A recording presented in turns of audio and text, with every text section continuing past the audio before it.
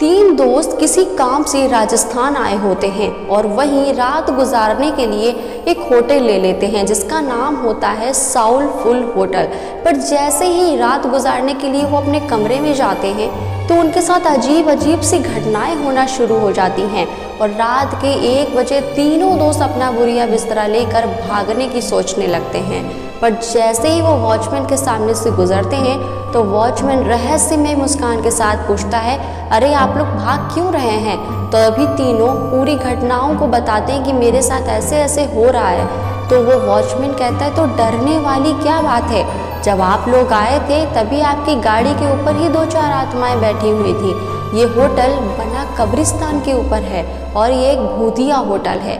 दोस्तों, ये कहानी है 3 दोस्तों की। एक का नाम होता है हर्ष, एक का नाम विवेक और एक का नाम रोहित। तीनों ही बिजनेस पार्टनर होते हैं और एक ऐसी जगह की तलाश में होते हैं जहां पर वो फैक्ट्री को डाल सके और वहां के लोगों को मजदूरी भी उनको कम देना पड़े।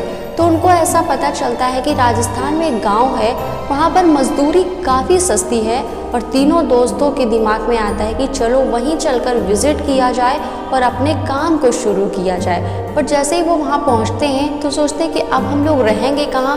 पर तीनों दोस्तों में से हर्ष की ये जिम्मेदारी होती है कि वो पहले से ही होटल को देख रखे और खाने पीने का, रहने का इंतज़ाम करे, क्योंकि तीनों दोस्त आपस में अपने अपने काम को बांट कर ही चला करते थे। तो जब हर्ष बताता है कि मैंने होटल साउलफुल को कर लिया है, वहाँ पर ही चलते हैं, वहीं पे हम लोग रात गुजारेंगे। पर जैसे ही वो गाड़ी से होटल की तरफ चलने लगते हैं तो बाकी के जो दोनों दोस्त होते हैं वो होटल को जब देखते हैं तो कुछ अजीब सा महसूस होता है। ना ही होटल में कुछ चमाचम होता है, ना ही कुछ फ्रेश लग रहा होता है, बहुत ही पुराना और बहुत ही गलत तरीके, गंदे तरीके से वो होटल बना होता है। पर जैसे ही अंदर वो लोग पहुंचते हैं तो होटल में कोई नहीं होता, बस एक होता है जो कि वॉचमैन होता है और वो उन लोगों से पूछता है कि आप लोगों को क्या यहाँ पर रहना है? तो वो लोग हाँ में सर हिलाते हैं। पर दोनों दोस्त हर्ष की तरफ मुंह बनाकर कह रहे होते कि यार तुमको ये होटल मिला था, कोई अच्छा होटल ले लेते। यही होटल मिला था। जब वो आगे की तरफ बढ़ने लगते हैं तभी वॉचमैन उनको चाबी पकड़ा देता है। पर जैसे ही वो आगे बढ़ते देखते हैं कि जहाँ चूल्हा होता है, जहाँ खाना पकाया जाता है, वो जैसे लगता है अरसों से, बरसों से जला ही ना हो।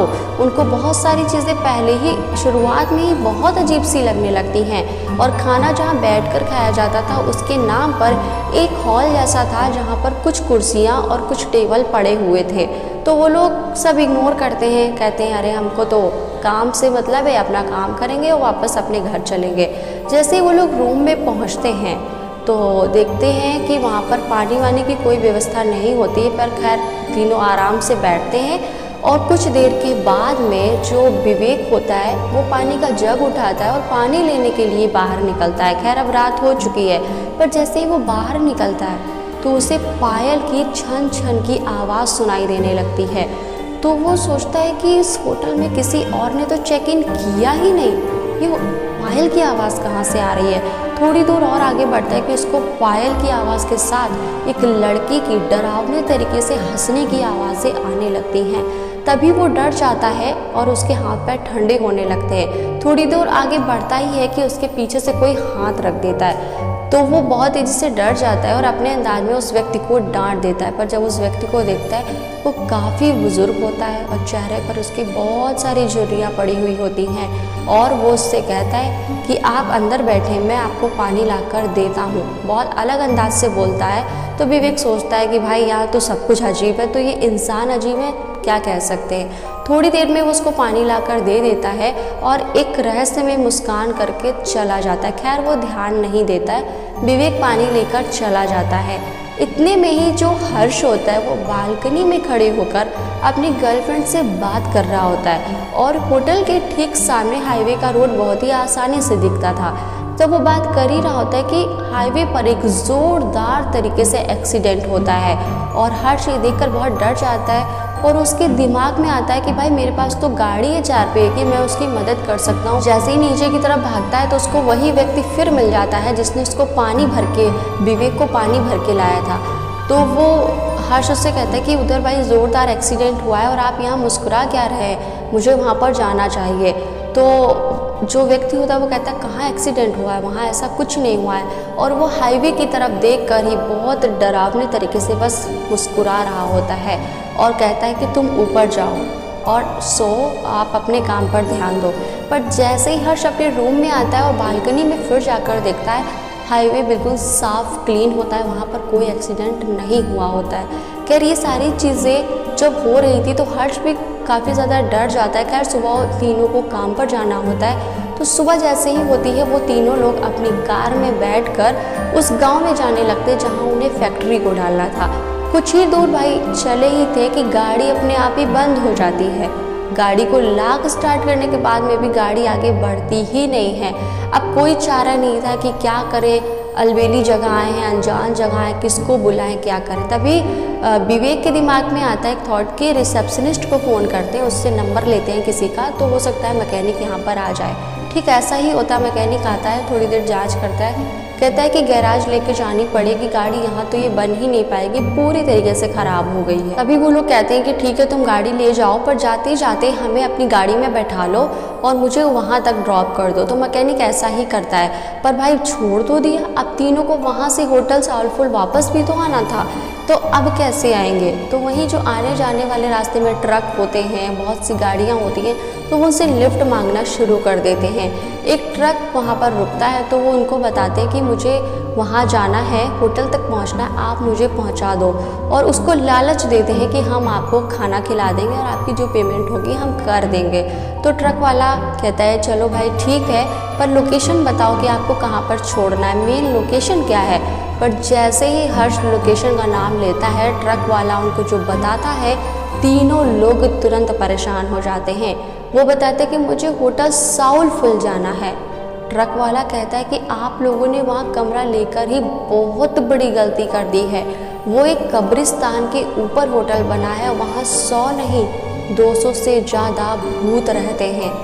तो ये तीनों जब सुनते हैं तो उनकी बात को इग्नोर कर देते हैं, ज़्यादा ध्यान नहीं देते और रिक्वेस्ट करते हैं कि आप वहाँ ना से ही मुझे आधा किलोमीटर दूर पहले ही उतार देना। तो ट्रक वाला ऐसा ही करता है, उसको आधा किलोमीटर दूर पहले ही उतार देता है तीनों दोस्तों को। अच्छा, जैसे तैसे तीनों दोस्त होटल पहुँचते हैं, रेस्ट करने लगते हैं, तभी अचानक से रोहित अपने फ़ोन को लेकर अचानक से खड़ा हो जाता है और काफ़ी ज़्यादा जैसे दहशत में आ जाता है। तो दोनों दोस्त पूछते कि भाई इसको क्या हो गया, अब अजीब अजीब सी बातें तो सारे लोग कर रहे हैं, अब ये भी अजीब हरकत करने लग गया है। तो रोहित कहता है कि यार हम लोगों ने जो कल फ़ोटोज़ इस कमरे में लिए थे, तो वो जब फ़ोटोज़ दोनों दोस्त और देखते हैं तो वाकई में वो भी दहशत में आ जाते हैं, क्योंकि उस फ़ोटोज़ में उन तीनों दोस्तों के अलावा कई सारे बच्चों की आत्माएं भी उस फ़ोन में, उस पिक्चर में होती हैं। और ये देखकर तीनों समझ जाते हैं कि जो भी बातें और जो भी चीज़ें हो रही हैं